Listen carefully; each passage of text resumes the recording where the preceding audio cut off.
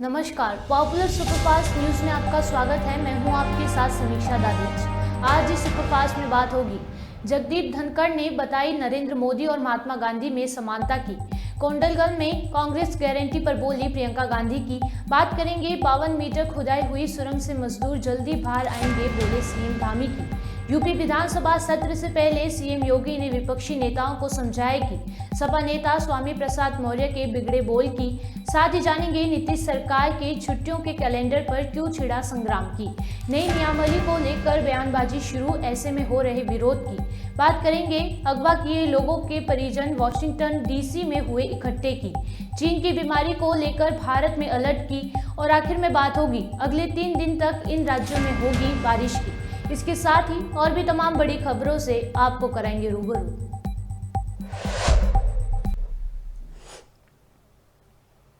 भारत के उपराष्ट्रपति जगदीप धनखड़ ने सोमवार को महात्मा गांधी को पिछली सदी का महापुरुष और प्रधानमंत्री नरेंद्र मोदी को इस सदी का युग पुरुष करार दिया। वे जैन विचारक और दार्शनिक श्रीमद रामचंद्र जी की जयंती समारोह में बोल रहे थे। खास बात यह रही कि वह महात्मा गांधी के आध्यात्मिक मार्गदर्शक भी थे। मैं आपको एक बात कहना चाहूंगा, पिछली शताब्दी के महापुरुष महात्मा गांधी थे, इस शताब्दी के युग पुरुष नरेंद्र मोदी हैं।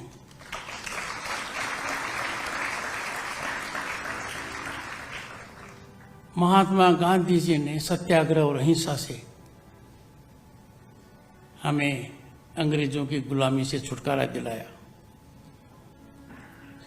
भारत के यशस्वी प्रधानमंत्री श्री नरेंद्र मोदी जी ने देश को उस रास्ते पर डाल दिया जिस पर हम सदैव देखना चाहते थे।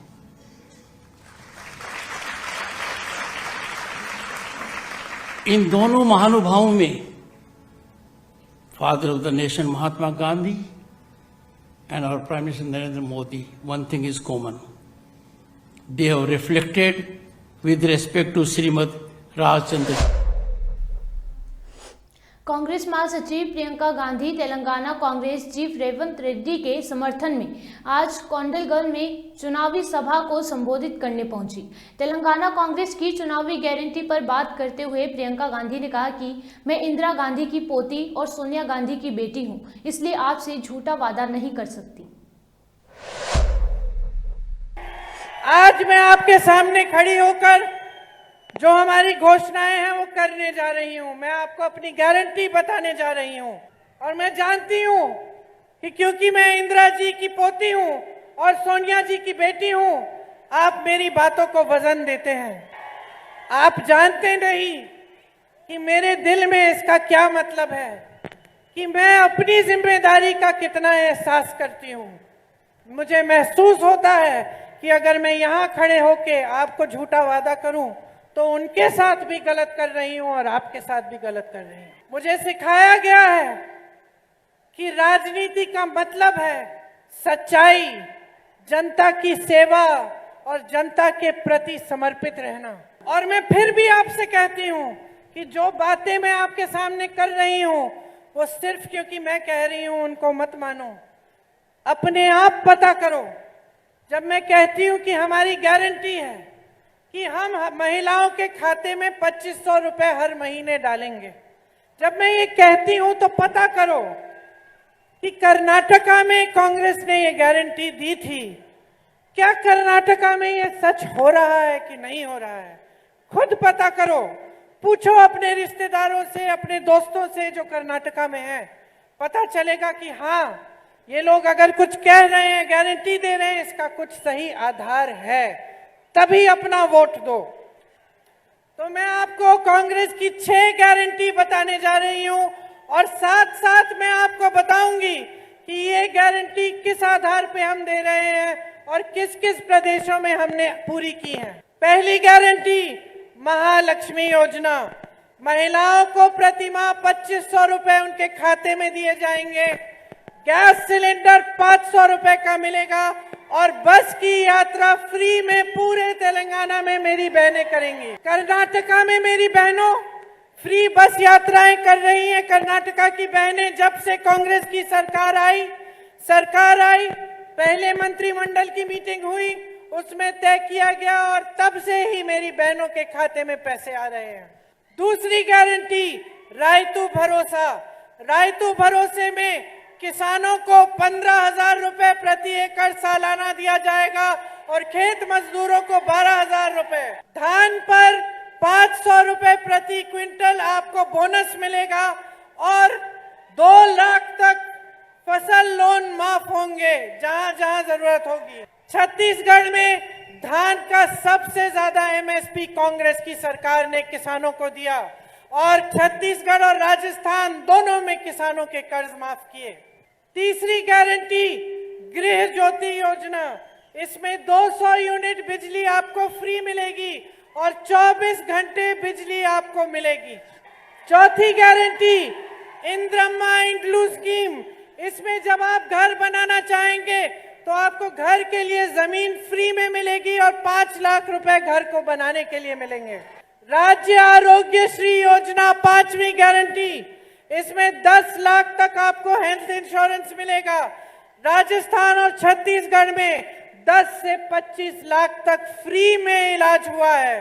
कांग्रेस की सरकार में राजस्थान और छत्तीसगढ़ में हार्ट की सर्जरी, बड़ी बड़ी कैंसर का इलाज, ये सब बगैर एक पैसे दिए हो रहा है। राजस्थान में हमने 2 लाख रोजगार दिए, तेलंगाना में भी हम 2 लाख रोजगार देंगे। छत्तीसगढ़ में हर जिले में इंग्लिश मीडियम स्कूल बनवाया। राजस्थान के गांव-गांव में इंटरनेशनल लेवल के स्कूल खुलवाए हैं। यहाँ तेलंगाना में हर जिले में हम इंटरनेशनल लेवल के स्कूल खुलवाएंगे। और नौजवानों के लिए एक विद्या भरोसा कार्ड आएगा जिससे 5 लाख रुपए तक उनको ब्याज मुक्त फ्री लोन मिल सकेगा शिक्षा के लिए। तो अब मुझे बताओ, बीआरएस के और 5 साल चाहिए कि कांग्रेस की एक 4 धाम ऑल वेदर परियोजना की सिलक्यारा सुरंग में फंसे 41 श्रमिकों की जिंदगी बचाने के लिए बचाव अभियान चल रहा है। पिछले 16 दिनों से टनल के अंदर फंसे श्रमिकों का स्वास्थ्य ठीक है। लगातार पाइप के जरिए श्रमिकों को खाना पहुंचाया जा रहा है। आज उम्मीद की जा रही है कि सभी मजदूर सकुशल बाहर आ जाएंगे। आप लोग भी काफी दिनों से लगे हैं और सारे इंजीनियर, सारे विशेषज्ञ, सभी लोग अपने पूरे शिद्दत के साथ, पूरे जितना जोर है सारा लगा रखा है। और अभी 52 मीटर अभी अंदर चला गया है पाइप। हम उम्मीद कर रहे हैं कि जिस प्रकार से काम चल रहा है बहुत जल्दी ब्रेक थ्रू हो जाएगा और पाइप आर पार होते ही उन सबको निकालने की जो प्रक्रिया है उस प्रक्रिया को शुरू किया जाएगा। सभी लोग ठीक हैं और सब पूरी ऊर्जा के साथ और सभी एक सकारात्मक रूप से सभी के अंदर, मैंने सभी से भेंट की है, सभी को देखा है अंदर जितने भी लोग काम कर रहे हैं, सभी ने इस प्रकार की संभावना व्यक्त करी है। लगभग 52 मीटर जा चुका है। ऐसी संभावना है कि 57 मीटर के आसपास जो है ब्रेक थ्रू हो जाएगा। तो एक पूरा पाइप जब चला जाएगा, अभी 1 मीटर तो मेरे सामने ही गया है, तो पहले 51 था और 2 मीटर और चला जाएगा तो ये लगभग 54 मीटर हो जाएगा। इसके बाद एक पाइप और लगेगा। अभी तक देखिए जो बड़े जो शुरू में गडर्स इत्यादि स्टील्स मिल रहे थे वो मिलने कम हो गए हैं। अभी जो मिल रहा है सीमेंट का ज्यादा। यूपी विधानसभा का 4 दिवसीय सत्र शुरू हो गया है। सत्र से पहले दिन नेता सदन मुख्यमंत्री योगी आदित्यनाथ ने भाजपा के दिवंगत नेता आशुतोष टंडन को श्रद्धांजलि दी। इसके साथ सीएम योगी ने विपक्षी नेताओं को समझाया। उन्होंने कहा कि सभी सवालों का जवाब देंगे। ये शीतकालीन सत्र है। इसमें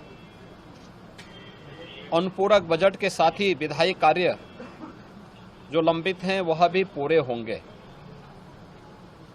उत्तर प्रदेश विधानमंडल ने अपनी कार्रवाई को सुचारू रूप से संचालित करने,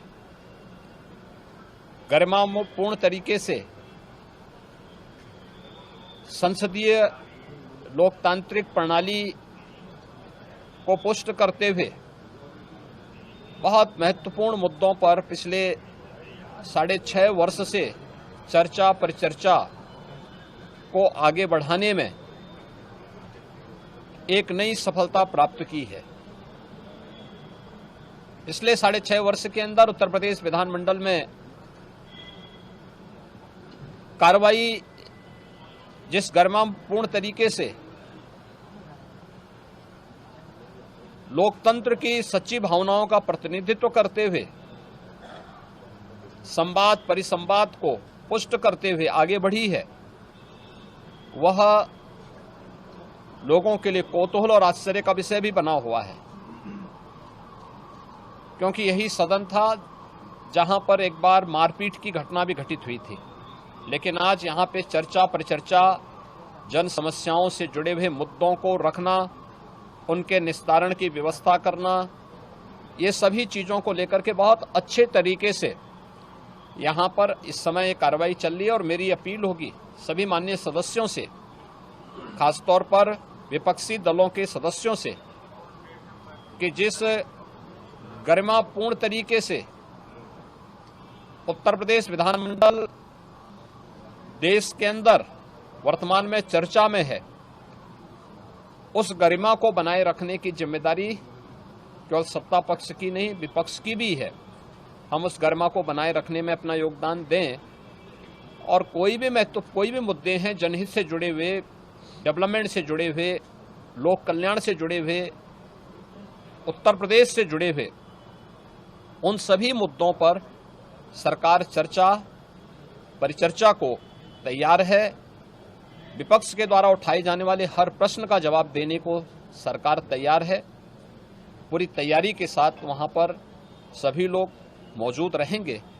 मैं इस अवसर पर विश्वास करूंगा कि हमारे विपक्षी दलों के माननीय सदस्य भी सदन की इस गरिमा को बनाए रखने में अपना योगदान देंगे और सदन की कार्रवाई को सुचारू रूप से संचालित करने, जनहित से जुड़े हुए मुद्दों को सदन में रखने और इस कार्यक्रम को। समाजवादी पार्टी के नेता स्वामी प्रसाद मौर्य एक बार फिर विवादों में घिर गए हैं। उन्होंने भगवान राम की प्राण प्रतिष्ठा को ड्रामा बताया है। स्वामी प्रसाद मौर्य ने कहा कि भगवान राम हजारों साल से पूजनीय हैं, उनकी प्राण प्रतिष्ठा एक ड्रामा है। आप अपने पुरखों की मूर्ति लगाकर प्राण प्रतिष्ठा करें तो ज्यादा लाभ होगा। स्वामी प्रसाद मौर्य के इस बयान के बाद राजनीतिक गलियारों में राजनीति तेज हो गई है। देश के करोड़ों लोगों की उनके प्रति आस्था है। करोड़ों उनको चाहने वाले लोग हैं, उनका पूजा पाठ करते हैं और आज से नहीं हजारों लाखों साल से पूजे जा रहे हैं। तो जो हजारों और लाखों साल से पूजा जा रहा है, जो सबको जीवन देता है, उसको प्राण प्रतिष्ठा करने के लिए ड्रामा की आवश्यकता है। सच भाई, प्राण प्रतिष्ठा का मतलब होता है कि ये जो प्राण प्रतिष्ठा करने जा रहे हैं, ये अपने को भगवान राम से बड़ा स्थापित करना चाहते हैं, बड़ा मानते हैं, इसीलिए वो प्राण प्रतिष्ठा का ड्रामा कर रहे हैं। अन्यथा लाखों साल से जो पूजनीय है, करोड़ों का आराध्य है और नित्य प्रति लोग उसकी पूजा कर रहे हैं, उसमें प्राण प्रतिष्ठा करने की क्या आवश्यकता है? अगर सही मायने में प्राण प्रतिष्ठा इतना महत्वपूर्ण है, तो हम उन प्राण प्रतिष्ठा करने वालों को सलाह देते हैं कि अपने परिवार में, उनके परिवार में यदि कोई मौत हो जाती है तो उसके उस मुर्दे के अंदर प्राण प्रतिष्ठा करें, जिससे वो जिंदा होकर के उनके परिवार का। बिहार में फिर से सियासी घमासान है। अब घमासान की वजह बना है बिहार सरकार की ओर से 12वीं कक्षा तक के लिए जारी छुट्टियों का कैलेंडर। बिहार सरकार ने साल 2024 के लिए स्कूलों में अवकाश का कैलेंडर जारी कर दिया है, जिसमें महाशिवरात्रि, जन्माष्टमी और रक्षाबंधन जैसे त्योहारों के नाम नहीं है। इसे लेकर विपक्षी भारतीय जनता पार्टी बीजेपी ने नीतीश कुमार के नेतृत्व वाली सरकार पर हमला बोल दिया है। बीजेपी ने तंज कसते हुए कहा कि नीतीश सरकार बिहार को इस्लामिक स्टेट घोषित कर दे।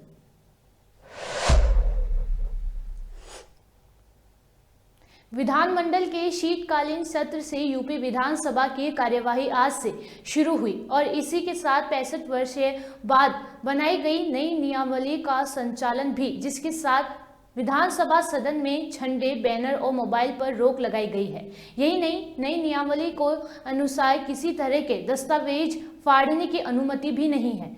इस पर विपक्ष और विपक्ष की तरह तरह की प्रतिक्रियाएं आ रही हैं।